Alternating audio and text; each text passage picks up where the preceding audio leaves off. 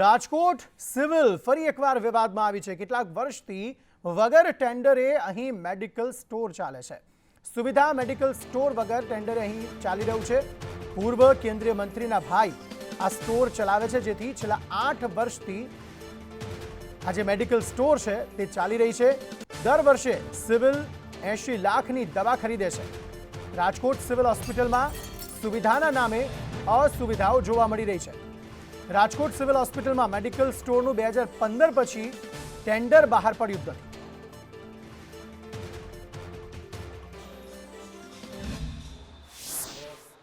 Civil hospital ફરી એક વખત વિવાદમાં આવી છે। સિવિલ હોસ્પિટલમાં ચાલતા સુવિધા મેડિકલ સ્ટોર જે છે તેમનું ટેન્ડર જે છે તે દર 3 વર્ષે બહાર પડવાનું હોય છે, પરંતુ તે હજી સુધી 8 વર્ષ જેટલો સમય થઈ ગયો તેમનું ટેન્ડર જે છે તે બહાર પડવામાં નથી આવ્યું। અને અત્યારે જે સુવિધા મેડિકલ સ્ટોર ચલાવી રહ્યા છે તે છગનભાઈ પણ આપણી સાથે છે, તેમની સાથે વાત કરીશું। છગનભાઈ, શું કહેશો? કારણ કે જે પ્રકારે 8 વર્ષ સુધી ટેન્ડર બહાર પાડવામાં સિવિલ હોસ્પિટલ દ્વારા નથી આવ્યું, શું કહેશો? અને તમારું જે મેડિકલ જે છે તે ચાલી રહ્યું છે, એમાં એવું છે કે જે 8 વર્ષની જે મુદ્દો ઉછાળવામાં આવ્યો છે એ ટોટલ બિનવિવાદિત છે, કારણ કે વચ્ચે 2 વખત ટેન્ડર બહાર પડ્યું છે, પણ સંજોગો વસાત ટેન્ડર કમ્પ્લીટ થયેલું નથી અને નિયમ પ્રમાણે 10%ના દર વર્ષના રાજથી અમને ચલાવવા અત્યારે ઓર્ડર કરેલો છે।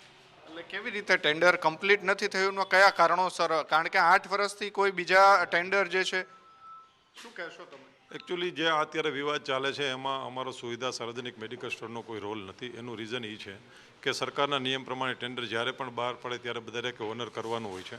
અમારો જ્યારે ટેન્ડર મુદત ટાઈમ પૂરો થયો ત્યાર પછી 1 કે 2 વખત હોસ્પિટલ દ્વારા ટેન્ડરની પ્રક્રિયા પણ થયેલ છે, પણ સંજોગો વસાત એ પ્રક્રિયા પૂર્ણ થયેલ ન હતી કે એનું કોઈ રીઝન હશે કે કોઈ પાર્ટી 1 કરતાં 2 વધુ આવી જોઈએ તે આવી નહોતી અને ટેકનિકલમાં કંઈક ફોલ્ટ હતો, એને હિસાબે ટેન્ડર પ્રક્રિયા પૂર્ણ થયેલ ન હતી। પણ જે વિવાદ છે એમાં અમારો તો ખાલી રદિયો એટલો જ છે કે અમે ટેન્ડરનો જે નિયમ છે એના પ્રમાણે અમે ચલાવીએ છીએ। જે કાંઈ ટેન્ડર થતું નથી, ટાઈમસર થયું નથી, એમાં અમારો કોઈ રોલ નથી। જ્યારે પણ ટેન્ડર થાય ત્યારે અમને એમાં કોઈ વાંધો નથી, ગમે ત્યારે થઈ।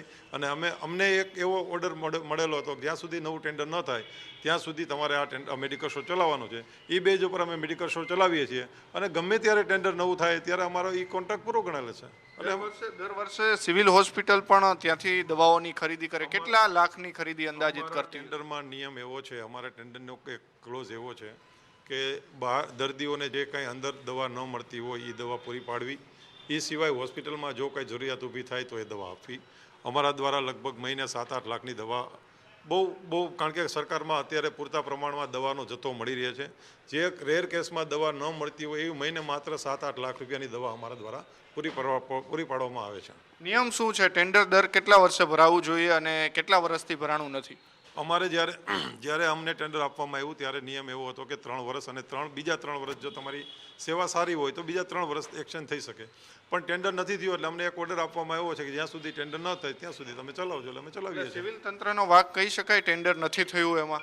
હવે એમાં તંત્રનો તો વાક ન કહી શકાય, પણ જે કંઈ સરકારની પ્રક્રિયા હોય એ પ્રમાણે ચાલતું હોય એમાં અમારો કોઈ રોલ નથી કે ટેન્ડર જે પ્રમાણે આક્ષેપ થઈ રહ્યા છે કે પાર્ટી ટેન્ડર કરવા દે, અમે કહી જ ના શકીએ। ટેન્ડર ગમે ત્યારે થઈ શકે, સરકારમાંથી ગાંધીનગરથી થઈ શકે અને અહીંથી થઈ શકે। જનરલી પીડીયુ હોસ્પિટલમાંથી ટેન્ડર બહાર પડતું હોય છે। પીડીયુ હોસ્પિટલમાંથી જનરલ આ ટેન્ડર જે છે તે બહાર પડતું હોય છે। ઉલ્લેખનીય છે કે 8 વર્ષ જેટલો સમય થઈ ગયો આ છતાં પણ હજુ આ સુવિધા મેડિકલનું જે છે તે ટેન્ડર બહાર પાડવામાં આવ્યું નથી। ત્યારે સવાલ એ થઈ રહ્યો છે કે પીડીયુ જે મેડિકલ કોલેજ છે, જે હોસ્પિટલ સિવિલ હોસ્પિટલ છે, તેમના દ્વારા શા માટે 8 વર્ષ સુધી આ ટેન્ડર જે છે તે બહાર પાડવામાં નથી આવ્યું ને એક જ વ્યક્તિને 8 વર્ષથી આ સ્ટોર ચલાવવામાં આવે છે। ઉલ્લેખનીય છે કે 80 લાખથી વધુની દવાઓ જે છે તે વર્ષે સિવિલ હોસ્પિટલ અહીંથી ખરીદતી હોય છે, ત્યારે અનેક શંકા જે છે તે સેવાઈ રહી છે। કેમેરા પર્સન નિકુલ બોરીચા સાથે મયુર સરવૈયા, સંદેશ ન્યૂઝ, રાજકોટ। ટેન્ડર પ્રક્રિયા સામે કોઈ વાંધો નથી, મેડિકલ સ્ટોર માલિક જે છે તેમનું આ નિવેદન સામે આવ્યું છે, પરંતુ આટલા વર્ષો થઈ ગયા તેમ છતાં ટેન્ડર હજુ સુધી કેમ નથી સામે આવ્યું તેને લઈને સવાલ ઉઠી રહ્યા છે। અને તેને લઈને જ રાજકોટ સિવિલ જે છે તે ફરી એકવાર વિવાદમાં સપડાઈ છે। કેટલાક વર્ષથી વગર ટેન્ડરે જ આ મેડિકલ સ્ટોર જે છે તે ચાલી રહ્યું છે, જેને લઈને આ વિવાદ અત્યારે જોવા મળી રહ્યો છે, કારણ કે લગભગ 80 લાખથી વધુની દવાઓનું વેચાણ અહીંથી થાય છે અને વગર ટેન્ડરે આ મેડિકલ સ્ટોર ચાલી રહ્યું છે, જેને લઈને હવે વિવાદ ઊભો થયો છે। જેનેરિક દવાઓના નામે ટેન્ડર વગર જ આ મેડિકલ સ્ટોર અહીં ધમધમી રહ્યું છે, જેને પગલે આ વિવાદનું મતપૂડો જે છે તે અહીં છંછેડાયો છે અને રાજકોટ સિવિલ જે છે તે તેને પગલે અત્યારે વિવાદમાં સપડાઈ છે. મેડિકલ સ્ટોર માલિક કહી રહ્યા છે સંજોગો વસાત જે ટેન્ડરની પ્રક્રિયા છે તે પૂર્ણ નથી થઈ શકી, પરંતુ આટલા વર્ષો થઈ ગયા તેમ છતાં પણ ટેન્ડર પ્રક્રિયા હાથ નથી ધરાઈ, તેને લઈને અનેક સવાલો ઉઠી રહ્યા છે. ટેન્ડર પ્રક્રિયા સામે અમને કોઈ વાંધો નથી તેવું નિવેદન તો ચોક્કસપણે મેડિકલ સ્ટોર માલિક આપી રહ્યા છે. તો ત્યારે સવાલ એ થઈ રહ્યો છે કે ટેન્ડર પ્રક્રિયા હાથ ધરાઈ શા માટે નથી રહી?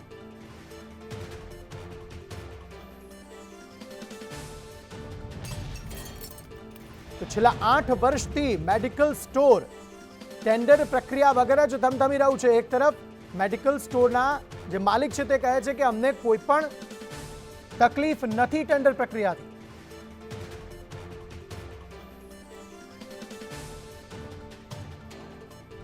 સુપ્રિન્ટેન્ડન્ટ એવા આર.એસ. ત્રિવેદી સર અમારી સાથે જોડાયા છે આ અંગે વધુ વાતચીત કરવા માટે. સર, આ આખી સમસ્યા જે ઉદ્ભવી છે તે શા કારણે ઉદ્ભવી છે જણાવશો?